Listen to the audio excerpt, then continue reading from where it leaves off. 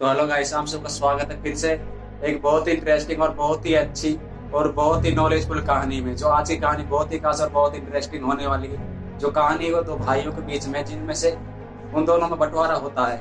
उन दोनों भाइयों में बंटवारा होता है। उन दोनों भाइयों में बंटवारा किस तरह होता है?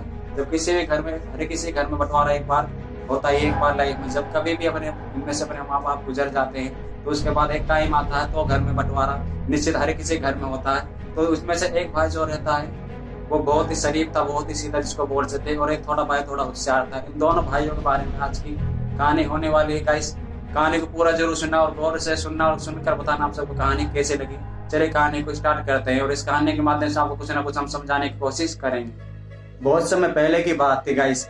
एक गांव में दो भाई रहा करते थे, जिनमें से एक का नाम था छगन, एक का नाम था गगन। कोई भी एग्जाम्पल के लिए हम दो नाम ले सकते हैं। वो दोनों भाई थे, जिनमें से एक भाई था बहुत ही थोड़ा माइंड, कहते हैं बहुत थोड़ा माइंड से, मतलब वीक नहीं कह सकते लेकिन थोड़ा कहते हैं सीधा था। और दूसरा भाई जो बहुत ही होशियार, बहुत ही चतुर था। वो उसकी तुलना में बहुत ही स्ट्रांग पड़ता था। लेकिन दो छोटा भाई था वो थोड़ा मासूम था, बिल्कुल मासूम हम कह सकते हैं। उन दोनों भाई अच्छे से काम करते थे और अच्छे से रहते थे। उनके माँ बाप थे, मम्मी पापा दोनों थे, उनमें अच्छे से तालमेल था, अच्छे से रहते थे। तो एक टाइम आता है गाइस, एक टाइम के बाद सबको पता है हमको भी जाना है और आपको सबको एक ना एक दिन पर जाना है। तो उनमें से एक दिन क्या होता है, एक बहुत बुरा दिन आता है उन सबके लिए, सुबह के दिन। तो उनमें से उसका क्या होता है, उसका एक दिन पापा जी की मौत हो जाती है। उनका फादर मर जाता, फादर गुजर जाता है। फादर गुजर जाने के बाद उन दोनों को कुछ समझ नहीं आता हम क्या करें क्या नहीं करें। आप सब जानते हो कि आजकल अपने माँ बापों पर कोई ज्यादा ध्यान देता नहीं है। सबको जैसे कोई भी मरा उसके बाद हमें अपनी आजादी पड़ जाती है, मेरे हिस्से में ये आएगा ये आएगा, अपनी अपनी सोचते हैं ना कि उसकी सोचते हैं। तो आप सबको ऐसा बिल्कुल नहीं करना चाहिए, ये मैं सोचता हूँ। तो चले गाइस अपनी कहानी की ओर बढ़ते हैं। उसके बाद सब कुछ काम करते हैं अपने अपने, उनके ऊपर कोई ध्यान नहीं देता है कि वो, मतलब मेरे पिताजी मेरे उस पर इतना ज्यादा ध्यान नहीं देता। दिखावटी कहते हैं आजकल, दिखावटी आंसू दे रहे हैं। मानता हूँ दर्द होता है लेकिन इतना ज्यादा, लेकिन फिर वो सोच रहे थे हमारे बच में क्या कहीं ये कोई ज्यादा चीज नहीं ले, कभी ये ज्यादा चीज नहीं ले ले मुझसे। वो बंटवारे एकदम उसके बाद वो अंतिम संस्कार अपने पिताजी का करते हैं। और 3-4 दिन ही होता है गाइस। उसके बाद वो क्या करते हैं, दोनों बटवाच कहते हैं हम आपस में हम साझे नहीं रहेंगे, हम न्याला जैसे कहते हैं, दो है तो अलग अलग हम रहेंगे, दोनों हम साझे रहेंगे, हम न्याले हो जाएंगे आपस में। वो बोलते हैं ठीक है न्याले होते हैं। फिर वो न्याले जैसे ही अलग अलग होते हैं फिर वो कहते हैं कि न्याले हो तो हो कैसे। उन्हें बहुत सारे उनके खेत भी थे, घर भी थे, वो जमींदार थे तो उनके पास सब चीजों की व्यवस्था थी, गाड़ी घोड़ा भैंस बकरी सब चीजों की उनके पास व्यवस्था थी। और जैसे ही बहुत समय धीरे धीरे दिन बीत जाता, 4-5 दिन बाद जैसे ही आते हैं वो सोचते हैं चलो बंटवारा कर ही लेते हैं, आखिर में ऐसा गुस्सा फुसर नहीं होगा। उनमें आपस में लड़ाई झगड़े भी होने लगे। तो वो दोनों भाई एक समझदार इंसान के पास जाते हैं और उससे कहते हैं कि हमारा आपस में रहना, हम साथ में नहीं रह सकते, हमारे लड़ाई झगड़ा वगैरह होता है, इसलिए हम दोनों अलग होने चाहते हैं। तो समझदार इंसान बोलता है ठीक है, अगर तुम चाहते हो कि मैं तुम दोनों अलग अलग रहकर खुश रह सकते हो तो ठीक है, मैं तुम दोनों को अलग अलग कर देता हूँ। तो उनके पास घर में बहुत सारी चीजें होती है, जैसे कपड़ा लत्ता जेवर जायरात खेत पशु वगैरह वगैरह बहुत सारी चीज होती है। सब चीज को समझदार इंसान बराबर बराबर बांट देता है। जैसे एक एक दो खेत एक एक बीघा तो एक एक खेत दोनों भाइयों को बांट देता है।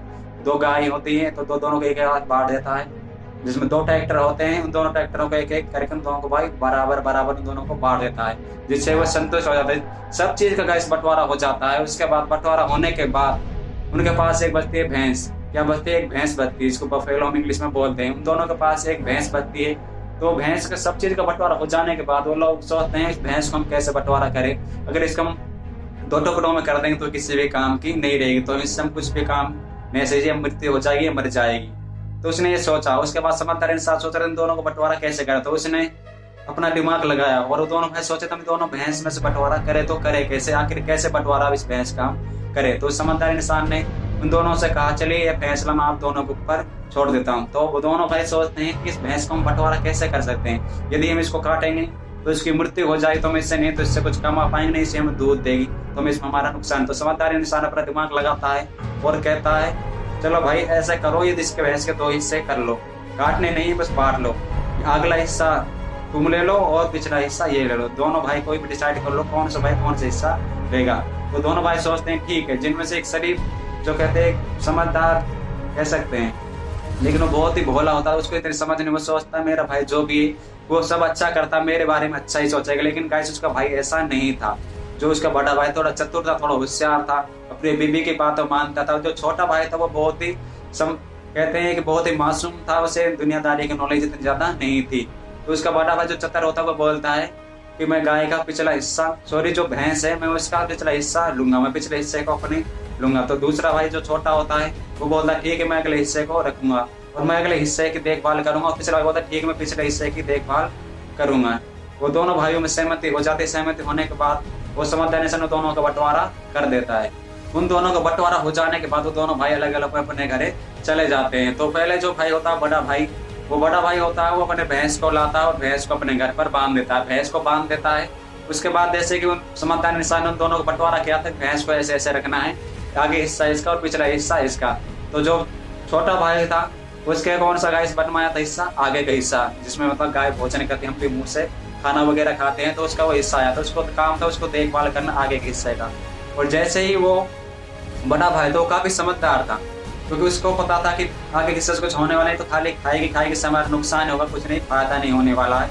तो मैं पीछे का हिस्सा लूंगा, तो जो ही कुछ भी है कुछ खवाएगा, उसके बाद वो खाएगा, उसके बाद हमको इससे दूध भी मिलेगा, गोबर वगैरह कुछ ना कुछ हमें सहायता मिलेगी, कुछ पैसे आ सकते हैं। तो उसे वो बड़ा भाई बहुत समझदार था। ऐसे ही वो कुछ दिन तक चलता रहा। तो उसके बाद छोटा भाई क्या करता था, वो जंगल में जाता, सुबह सुबह जंगल में जाता, जाने के बाद उसमें से नियार लाता, नियार लाने के बाद उस गाय को खवाता, उसकी देखभाल करता, उसको अच्छे से सेवा करता था उस भैंस की। उसके बाद उस भैंस को वो रोजाना चारा देता था, पानी पिलाता था। और उसका भाई क्या करता था, शाम जैसी शाम होती उसका भाई बाल्टी लेकर आता और बाल्टी लाने के बाद उसमें दूध काटता और ले जाता और बाकी पैसे कमाता, गांव वालों को भेज देता और बहुत अच्छे पैसे अर्न कर रहा था। ऐसे ही वो छोटा भाई बहुत सोच रहा था यार ये कहीं ना कहीं तो मेरे साथ गलत हो रहा है। आखिर मुझको थोड़ा दिमाग थोड़ा तेज होने लगा। वो सोचा कहीं ना कहीं तो मेरे साथ गलत हो रहा है। तो उसने 2 दिन देखा, 3-4 दिन ऐसे वो देखता रहा कि यार इसमें मेरे कुछ भी फायदा नहीं हो रहा, कि मैं तो रोजाना जंगल जाता हूँ, मेहनत करता हूँ, नियार लाता हूँ, इस गाय को सॉरी भैंस को कुछ ना कुछ मैं खाने को देता हूँ, पानी पिलाता हूँ, ये करता हूँ, उसको नहलाता हूँ आधे हिस्से को। लेकिन जो मैं मेहनत कर रहा हूँ उस मेहनत का फल तो मेरे भाई को मिलता है, लेकिन मुझे तो कुछ नहीं मिल रहा, क्योंकि मेहनत तो मैं कर रहा हूँ और मेहनत का फल इसको मिल रहा है। मैं क्या करूँ जिससे मुझे भी कुछ ना कुछ इसका दूध वगैरह मिले, इससे मैं भी कुछ ना कुछ फायदा इसमें उठा पाऊँ। तो फिर दोबारा से क्या करता है, वो छोटा जो भाई होता है वो फिर से उस समझदार इंसान के पास जाता है और अपनी सारी प्रॉब्लम उस समझदार इंसान को बताता है। बोलता है ऐसे ऐसे मेरा जो बड़ा भाई है वो क्या करता है, मैं तो उस भैंस को मतलब चारा वगैरह खिला देता हूँ, खिलाने के बाद मेरा रात को बड़ा भाई आता है और उसका दूध काटता और ले जाता है, मुझको एक बूंद भी नहीं देता है।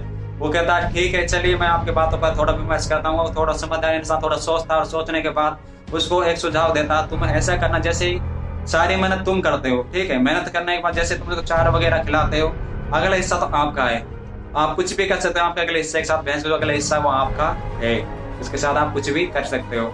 लेकिन आप ऐसा करना जैसे आपका बड़ा भाई दूध काटने के लिए आए तो अगले हिस्से जो भैंस का मुंह पर लाठियों से वार करना।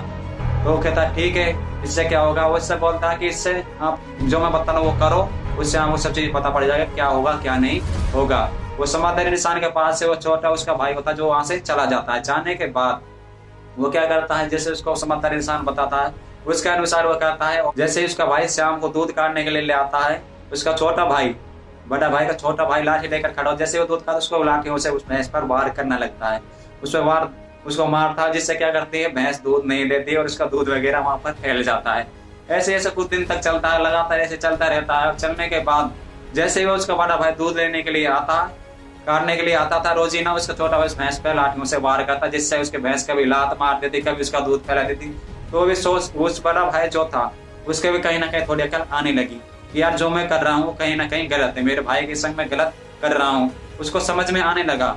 तो उसने क्या किया, अपने छोटे भाई से माफी मांगी और उसने कहा भाई मैं जो कर रहा था तेरे साथ वो बहुत ही गलत था, मैं अंधकार में आकर समझाने के आप मेरे छोटे भाई हूँ, मैंने आपके बारे में इतना कुछ, मैंने सिर्फ अपना भला सोचा ना कि तेरे बारे में सोचा। उसको अपनी गलती का एहसास हुआ। एहसास होने के बाद वो दोबारा से भाई दोनों मिलजुल कर रहने वाले दोबारा साझे होकर एक साथ मिलकर काम करने लगे और अपनी लाइफ को अच्छे से जीने लगे। उम्मीद करता हूँ गाइस ये कहानी आप सबको पसंद आई होगी। यदि अच्छा लगे लाइक करें, कमेंट करें और अपने यूट्यूब चैनल राजन ऑफिसर को सब्सक्राइब जरूर करें। और जो कहानी बताइए इस कहानी से आप कुछ ना कुछ सीख जरूर मिली होगी। यदि आप सबको कहानी अच्छी लगे तो लाइक तो शेयर जरूर करें और अपने यूट्यूब चैनल राजन को सब्सक्राइब जरूर करें ताकि सारी वीडियो आपके पास आ सके, वो भी सबसे पहले। मिलते हैं गाइस नेक्स्ट वीडियो।